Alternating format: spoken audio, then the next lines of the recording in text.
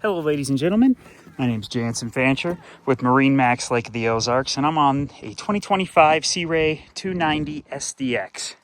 Got the stern drive, massive swim platform here, have the swim step, currently have the ladder down. It is a black exterior, beautiful. Got a walk-through cooler, sink, great storage, sunscreen. Got your bow filler cushion stored underneath here. Stainless steel refrigerator. Wonderful wraparound seating. Cooler will slide under there so no one needs to get up. This boat's versatile. You got both sides that adjust like this for if you're coving out. Massive Simrad screen. You've got a great day head and of course great seating, and this will actually fill in with your bow filler cushion so you can have a full-size sun pad. Let's not forget about the windlass anchor, and you've got a great tower.